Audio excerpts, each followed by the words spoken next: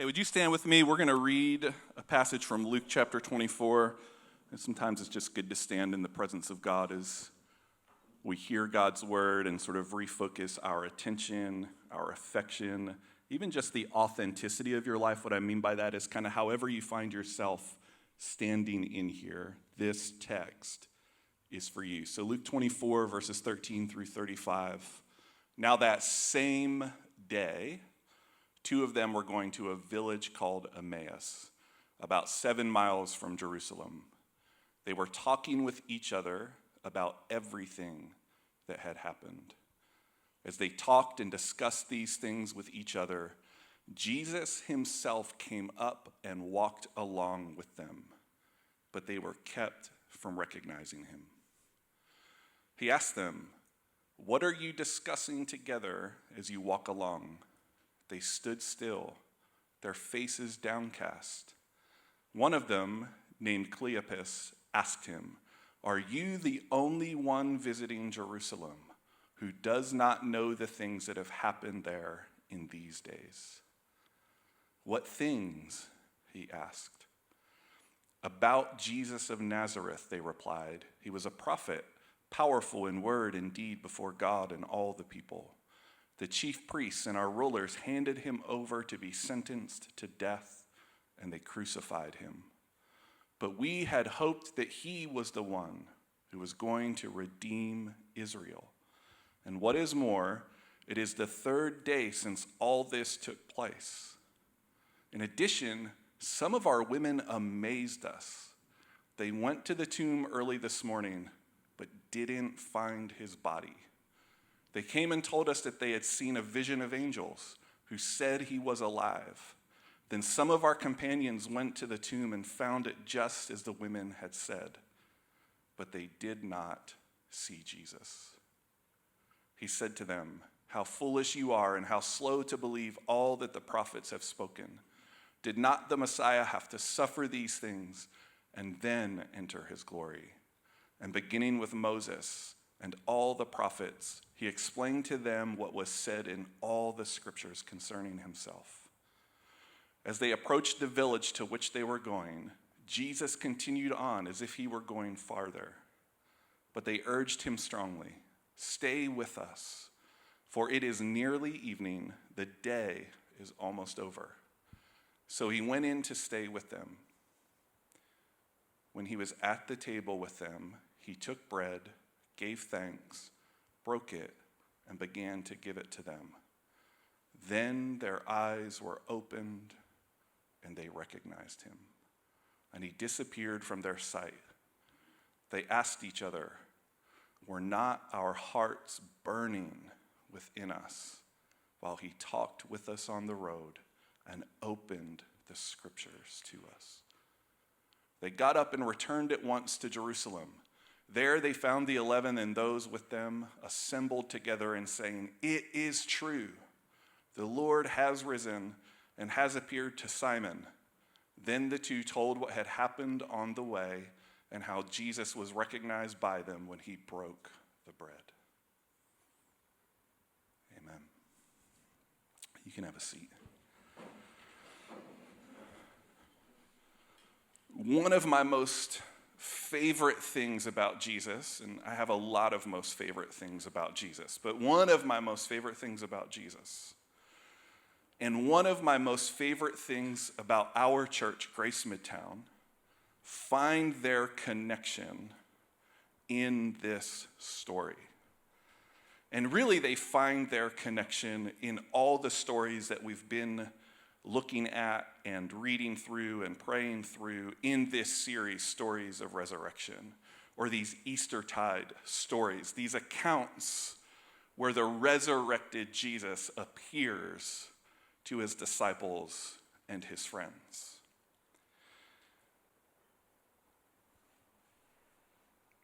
Here's one of my most favorite things about Jesus. Wherever you find yourself in your life, on your journey, Jesus will find you there.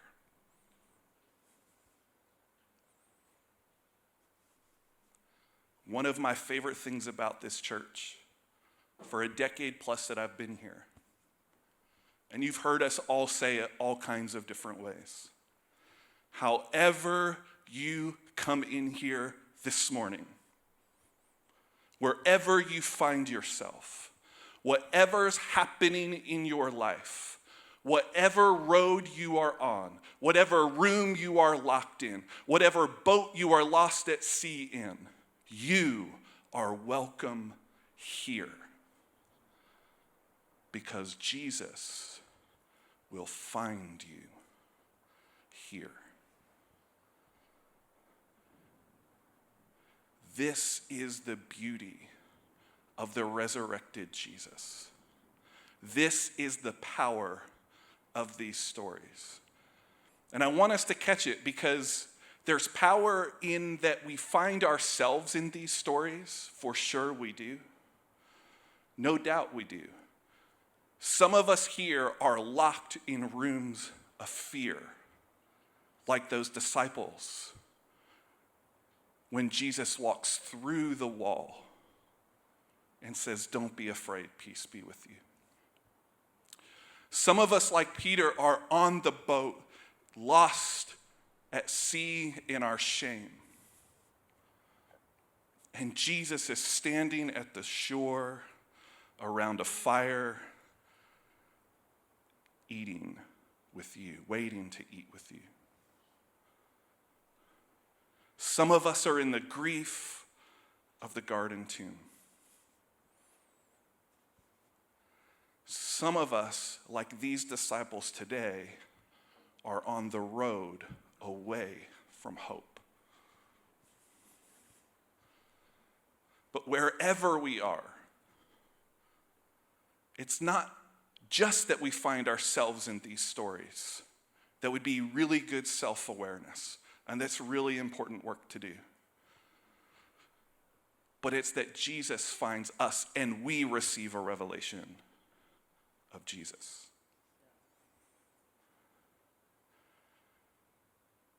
Is this good news? This is the tender beauty of Jesus. This is Jesus embodying the "I will leave the 99 to find the one." Right? Like that's what he's doing in these stories. He's finding his lost sheep and gathering them back together to be the people of God. And we are about to get into Acts. You're about to see what Jesus is going to do when he gathers his lost sheep and pours his Spirit out on them and sends them out into the world to proclaim the resurrected Christ to the ends of the earth. We're going to get there. But this is Jesus gathering those who have been lost. And so today we find ourselves what I believe is a holy and sacred road. The road to Emmaus, the road out of Jerusalem, the road away from the religious center, the road away from all that they knew, the road away from what they had hoped for. I mean, isn't this their response to Jesus' question? We had hoped. We had hoped. We had hoped. We had dreamed. We had put our confidence in something.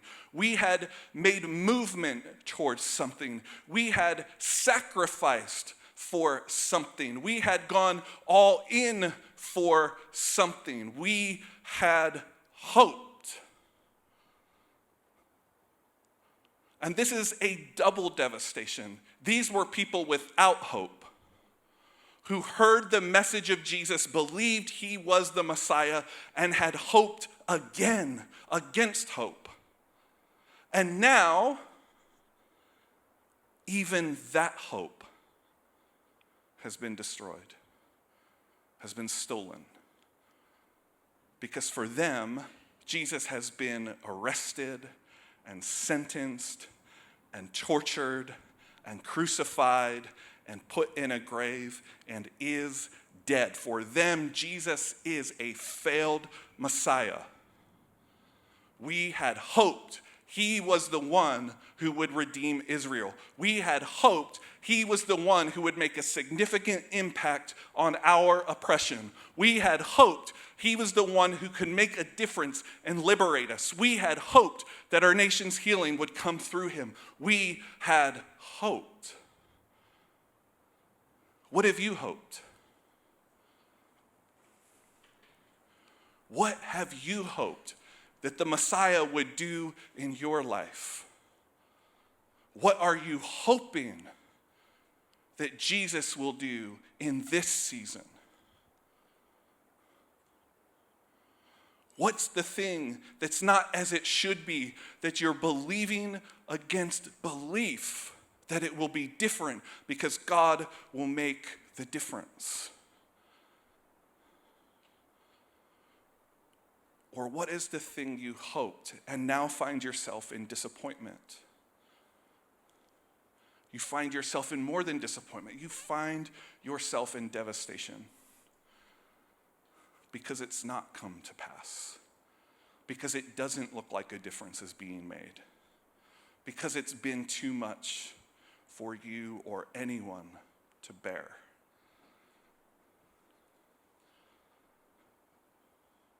We had hoped genocide would come to an end.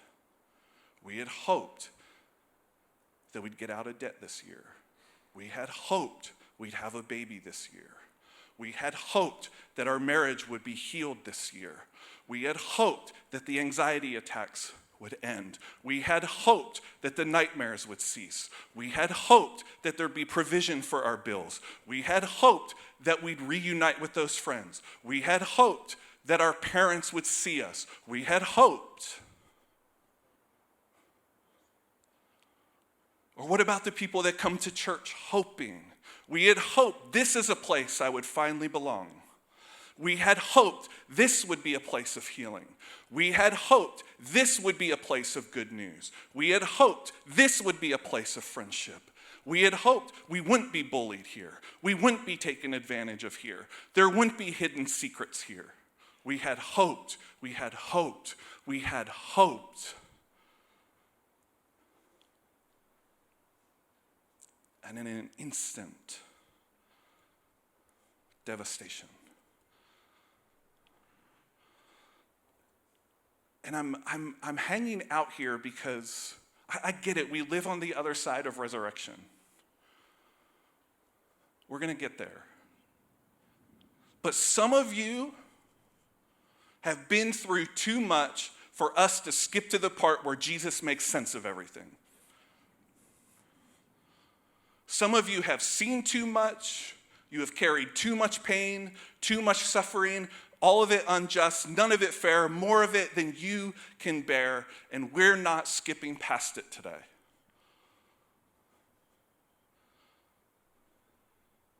Because Jesus doesn't. In all these stories, every single one of them, here stands the resurrected Messiah making all things new, refusing to skip past the pain of his friends.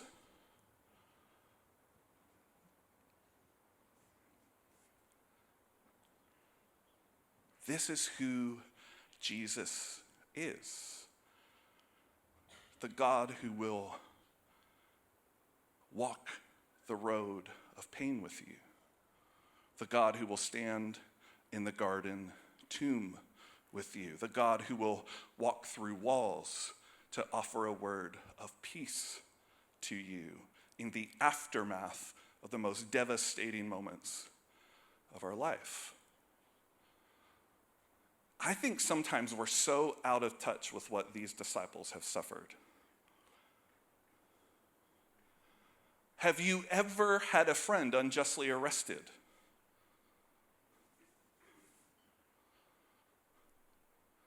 We can get on Instagram and watch that stuff happening in real time all the time right now.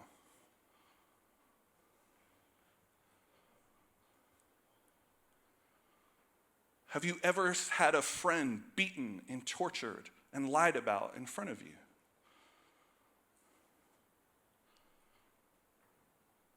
Have we ever had a friend crucified, murdered, killed in front of us? This is trauma. This is trauma. And that might not be our trauma, but we too have seen hard things, painful things, unjust things.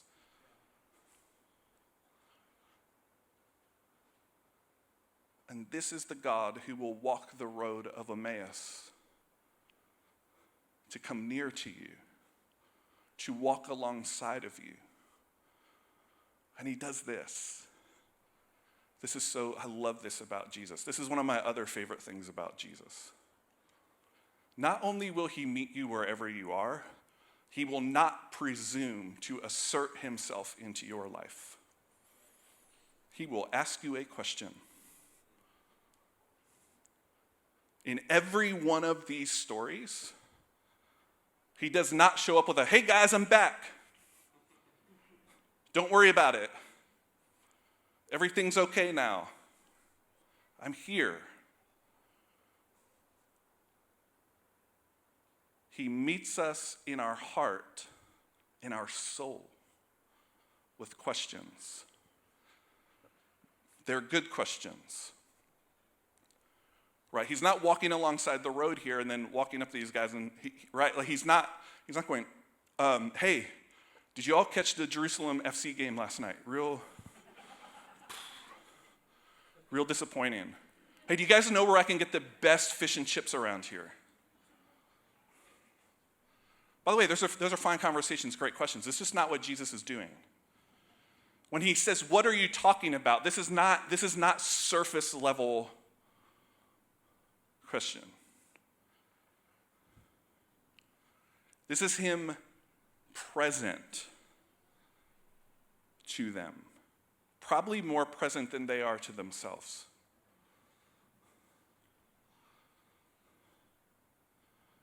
And by the way, I love that in the NRSV it says this, that Jesus came near to them and didn't recognize them, because the psalmist says he comes near to those who are brokenhearted. He is close to those who are crushed in spirit. He is near to these two because they are brokenhearted and crushed in spirit. And he walks near them, but they don't recognize them, or they don't recognize him. And how often is that in our life? That we are in the places of total devastation. Jesus is near us, close to us, walking with us, and we don't recognize him. I don't mean that to offer anyone a reason to feel shameful about it. This is my story all the time. I'm like, "Where's God?" And then 10 years later, I'm looking back and I'm like, "Oh, that's where God was," in that question. You see, we think what God needs to do is always give us directions. He needs to give us the instruction manual. He needs to tell us what to do and when to do it and how to do it.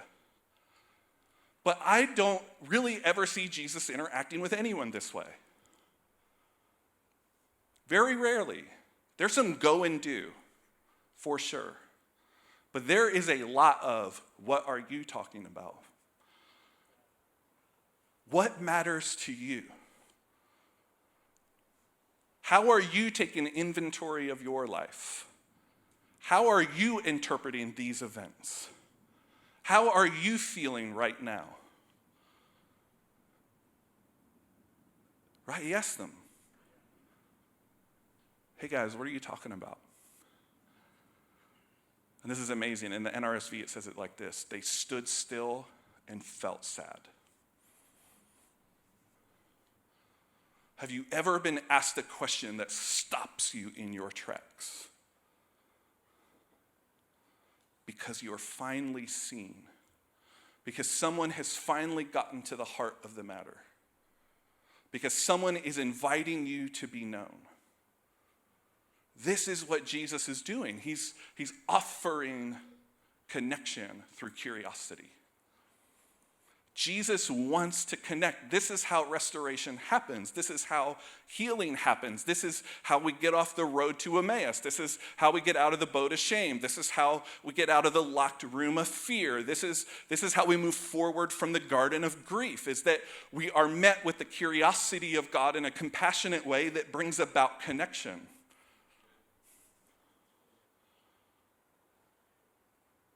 This is the road that we're on. All of us are on this road. By the way, being on a road, this is a Luke motif.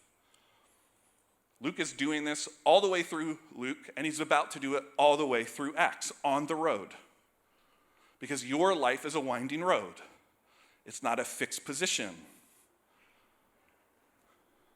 It's got some ups and downs. It's got some smooth sailing and some hard sailing. In the words of the old folk singers, I've been doing some hard traveling. It's got some hard traveling to it.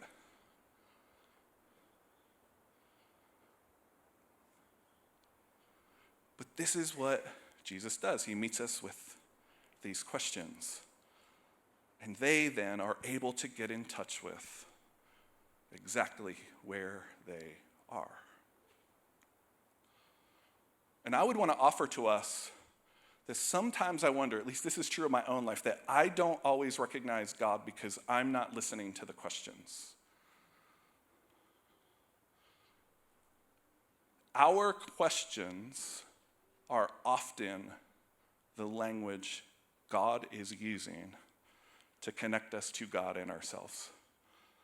And when we rob people of their ability to ask questions, we often rob them of the opportunity to connect with God and themselves in the deepest places of their life. Because before he will explain the scriptures to them, he will get them in connection with themselves and with him.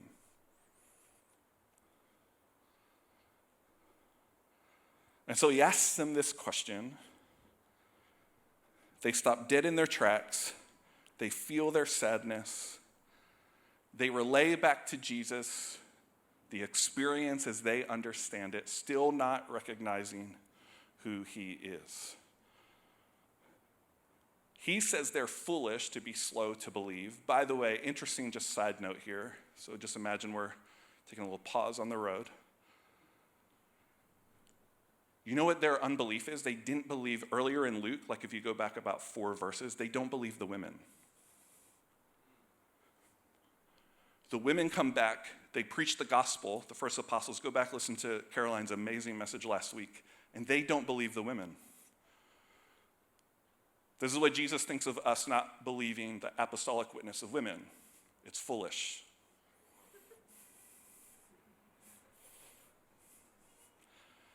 It's slow to pick up what God's doing. Okay, side note over.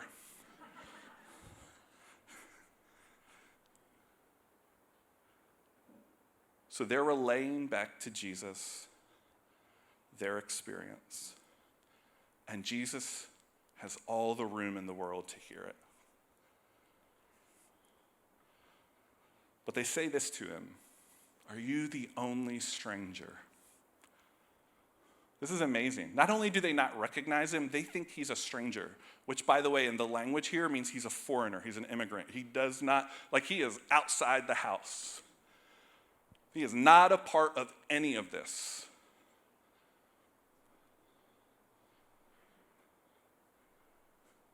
So just keep that in our back pocket. So Jesus starts to explain the scriptures to them in response to their understanding of what went down. And I really wish this was an online course that we could purchase. Who wouldn't want to hear Jesus himself, from Moses through the prophets, talk about himself? I mean, this would be amazing. We don't really know. I mean, we can speculate and all this stuff, and I'm not going to speculate mostly because I don't have the time.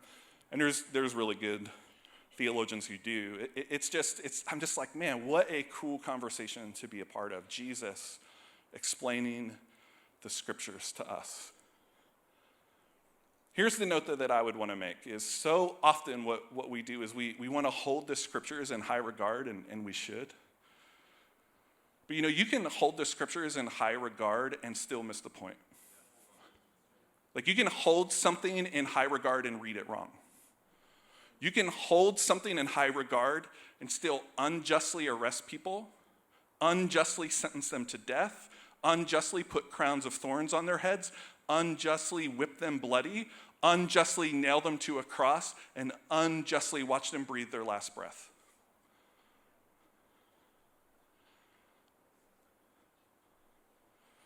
And people have been doing it all through history.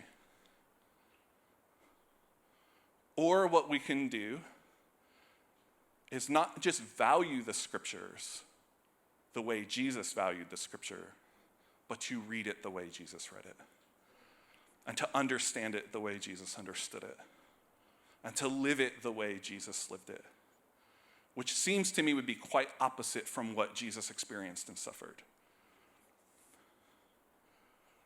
So Jesus explains the scriptures.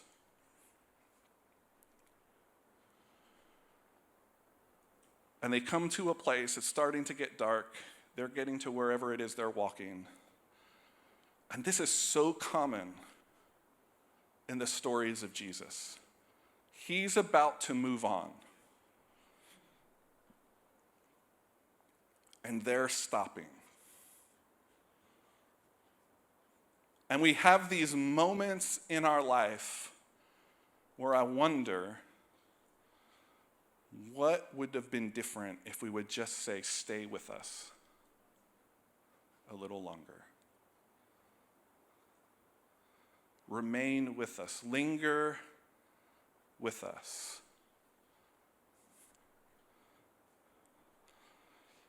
There's also a part of this where they're doing really good biblical hospitality by welcoming the foreigner and the stranger as they understand him to be into their home for a meal. Because sometimes the spiritual practice will actually lead you to the revelation that you're most desiring.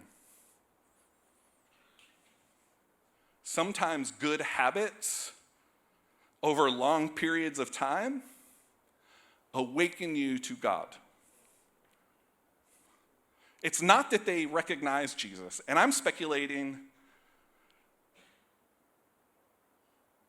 that, what would be different if we just, asked them to stay? It's really just practicing good hospitality. And they do. And this is where everything changes.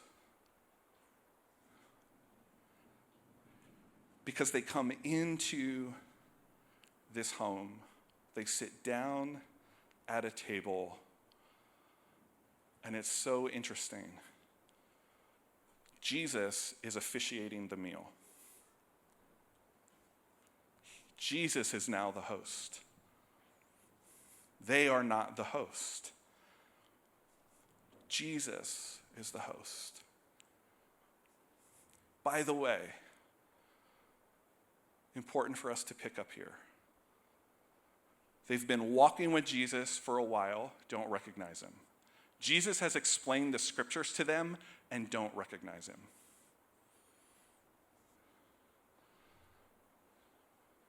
We need a revelation of Jesus around a table.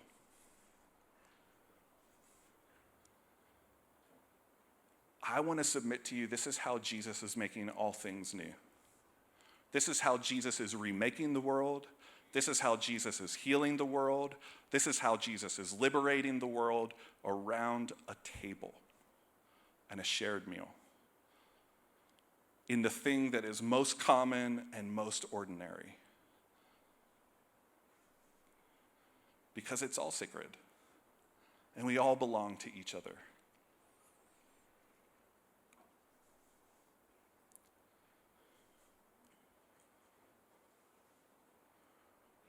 And so Jesus breaks the bread, and in the moment he does, they recognize him.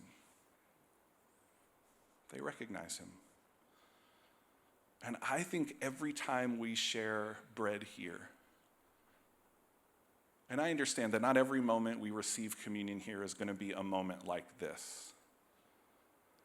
But I believe every time we do share communion, it's an invitation and the possibility of a moment like this. that we would recognize Jesus. That Jesus would be made known in our presence. And this is not the one-off knowing of Jesus.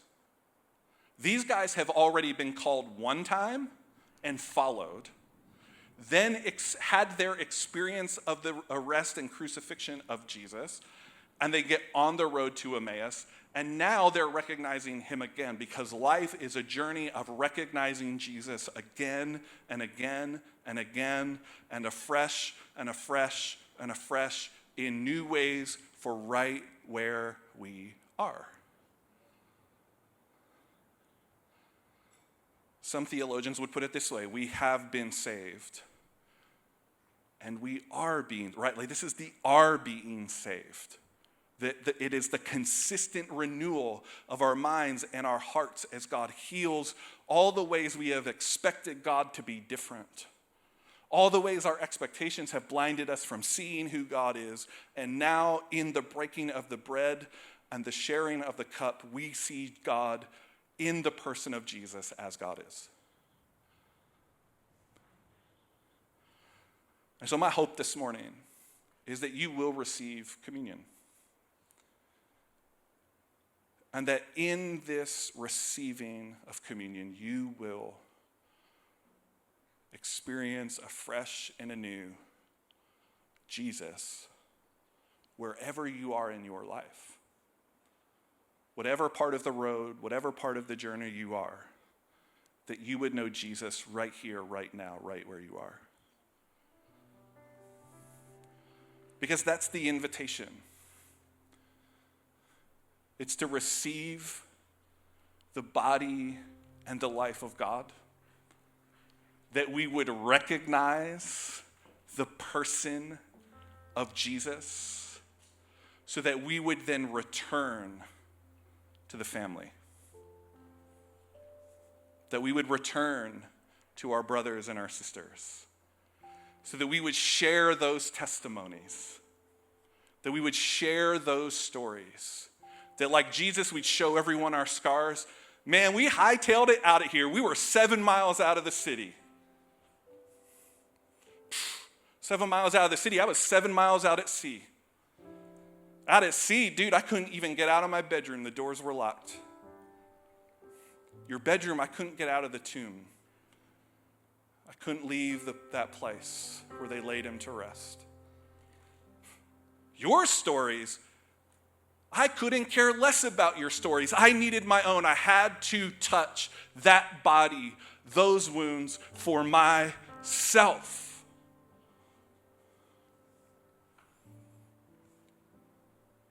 So would you stand with me? Because the invitation is that you would receive what you need from Jesus. That you would recognize who Jesus is. And for some of us, that we could return to our first love, return to our brothers and sisters and the people of God. I know it's scary. Maybe return. They end this by saying, weren't our hearts burning within us? That we could return to that sense of the aliveness in our heart where it burns with the life of God. The place beyond joy and grief. The place beyond our emotions and our experience and the stories we're telling ourselves. The deepest and most truest place of our soul burning with the life of God. The deep calling unto deep. Wasn't he calling to the deep places of us as he explained the scriptures? And didn't we recognize him there as he blessed and shared the meal? So on the night that Jesus was betrayed and ate his last meal with his best friends, he took a really common loaf of bread, something really ordinary, and he broke it. And he said, "This is my body, broken for you, in solidarity with your humanity in solidarity with your suffering. Me too. Broken for you. Me becoming like you so you could become like me, as the church fathers would say. And then he lifts the cup, and with gratitude, he thanks God, and he says, "This is the cup of my blood or my life, poured out for you. I've given you everything that I am. Everything that I have is given to you. I am in you, and you are in me." This thing is about abiding union relationship. It's a new covenant. By the way, you're forgiven. Everything's made new. We're not holding anything against you. I'm asking you not to hold anything against anyone, because a whole new world is possible. It's resurrected into this old dead one, and you get to be a part of it. So Jesus, bless the bread and the wine, the juice for us this morning. We love you. You're free to receive.